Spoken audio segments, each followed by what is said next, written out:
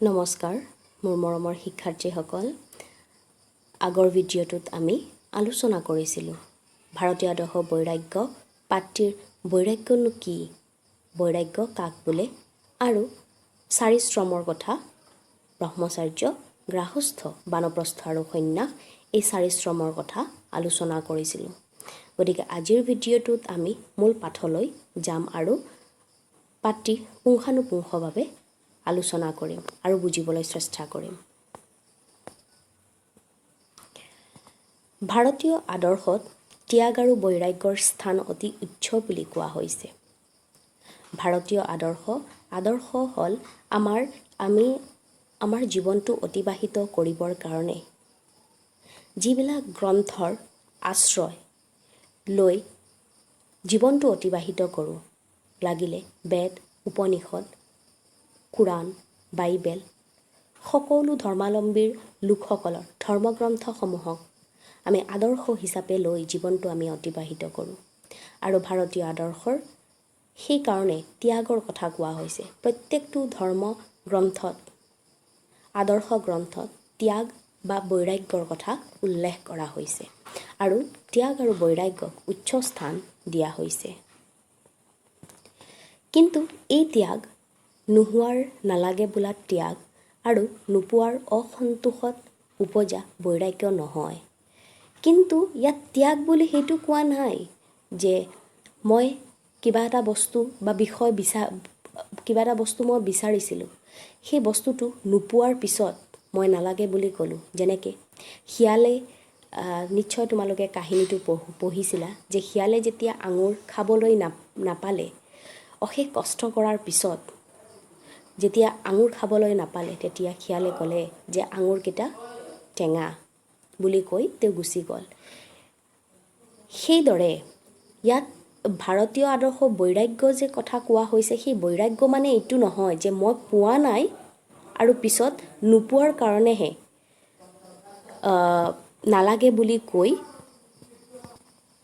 তাক ত্যাগ কৰিছোঁ সেইটোৰ কথা ইয়াক উল্লেখ কৰা নাই প্ৰকৃততে ত্যাগ বা বৈৰাগ্য এটা বিশেষ মনোধৰ্ম মই আগৰ ভিডিঅ'টোত আলোচনা কৰিছিলোঁ যে ত্যাগ বা বৈৰাগ্য হ'ল মনৰ লগত সম্পৰ্ক কাৰণ আমি কি ত্যাগ কৰিব লাগে বা আমি কিমানখিনি আমাৰ প্ৰয়োজনত কিমানখিনি আমি উপভোগ কৰিব লাগে সেইখিনি কেৱল ব্যক্তিভেদে মনৰ লগতহে সম্পৰ্কিত গতিকে ইয়াক বিশেষ মনোধৰ্ম বুলি কোৱা হৈছে এই ক্ষেত্ৰত নিষ্কৰ্মা মানে যোনে কাম বন নকৰে নিষ্কৰ্মাৰ জিৰণি কথাটো যেনেকৈ অৰ্থহীন নথকাৰ ত্যাগ আৰু লাগে লাগে বুলি হাবাথুৰি খাই নোপোৱাৰ পিছত বিৰক্তি ৰূপ বৈৰাগ্যৰ জীৱন যুঁজত পৰাজয় বৰণৰ তুল্য ইয়াত কোৱা হৈছে যে ভাৰতীয় আদৰ্শ বৈৰাগ্য বুলি এইটো কোৱা নাই যে নিষ্কৰ্মা যিসকলে কাম বন নকৰে এতিয়া কোনো ব্যক্তিয়ে যদি কাম বন গোটেই দিনটো নকৰি এনেই বহি থাকে পৰি থাকে বিচনাত আৰু সেই ব্যক্তিজনে আকৌ যেতিয়া কয় যে মই অলপ সময় জিৰণি লৈ লওঁ সেই জিৰণিৰ কথা ইয়াত উল্লেখ কৰা নাই সেইটো অনৰ্থক বুলি কোৱা হৈছে অৰ্থহীন বুলি কোৱা হৈছে আৰু নথকাৰ ত্যাগ এতিয়া আমি কিবা এটা বস্তু পোৱা নাই তেতিয়াহে ক'লোঁ যে বাদ দিলোঁ নালাগে বুলি হয়নে ধৰি লোৱা তোমালোকে প্ৰত্যেকে অভিভাৱকৰ মোবাইল দিয়াৰ কাৰণে মোবাইল কিনি দিয়াৰ কাৰণে বা লেপটপ কিনি দিয়াৰ কাৰণে খাটনি ধৰিছা আৰু যেতিয়া অভিভাৱকে দিয়া নাই বা তোমালোকে যেতিয়া পোৱা নাই তেতিয়া নালাগে বুলি কৈ হয়নে মনক শান্তি দিয়া সেইটো ত্যাগ বুলি নকয় ত্যাগ মানে হ'ল আমাৰ হাতত সেই বস্তুটো আছে সেই বিষয়টো আছে আমাৰ সেই ক্ষমতাটো আছে তথাপিও আমাৰ যিমানখিনি প্ৰয়োজন সিমানখিনি আমি কৰিব পৰাটোকেই প্ৰকৃত ত্যাগ বা বৈৰাগ্য বুলি কোৱা হৈছে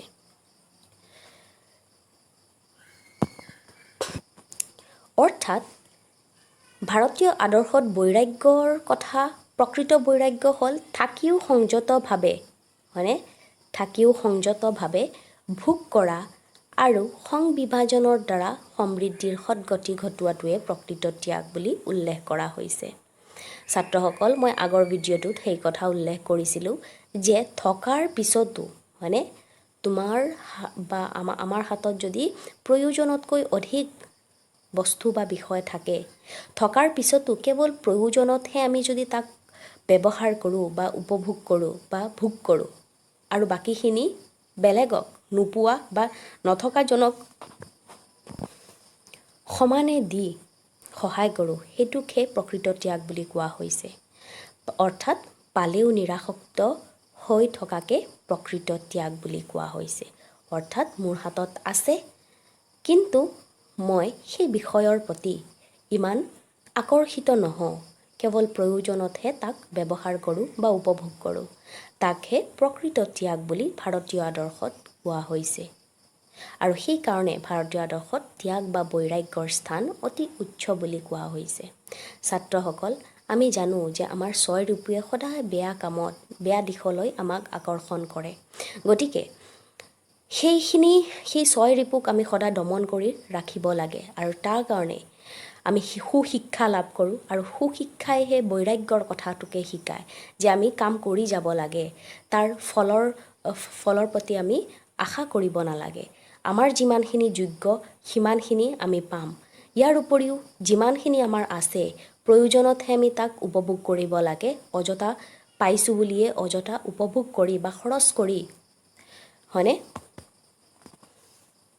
বস্তুক নষ্ট কৰাটো ত্যাগ বুলি কোৱা হোৱা নাই।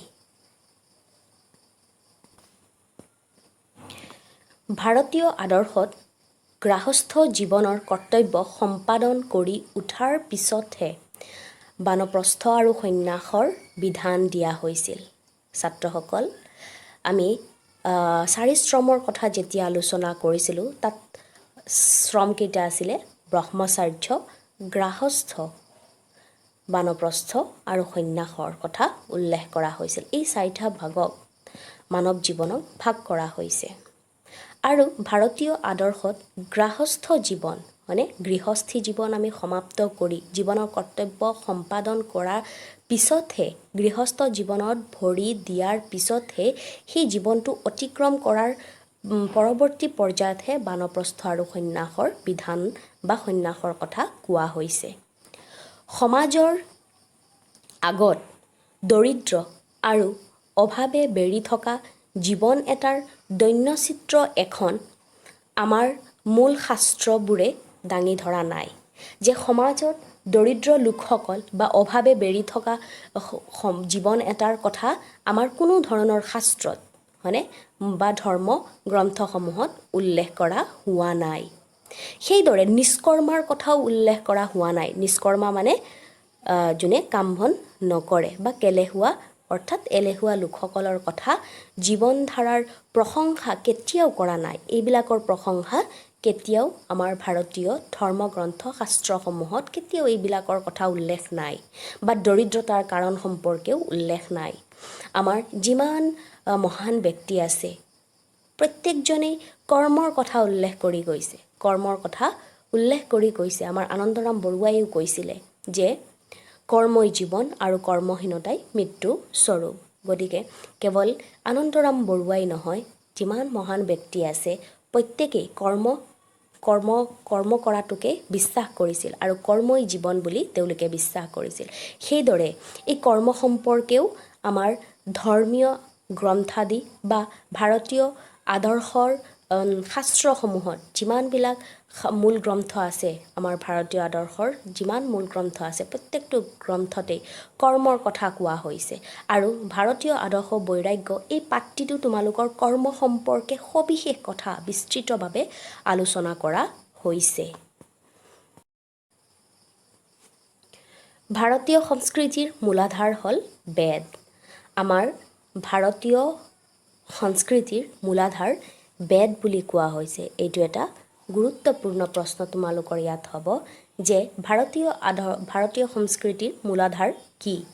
ভাৰতীয় সংস্কৃতিৰ মূলাধাৰ কি? তেতিয়া কি বেদ লিখিব লাগিব। ঋগ্বেদৰ মন্ত্ৰবিলাকত বেদ আমাৰ 4বিধ আছিল। ঋগ্বেদ, সামবেদ, যজুৰ্বেদ আৰু অৰ্থৱবেদ।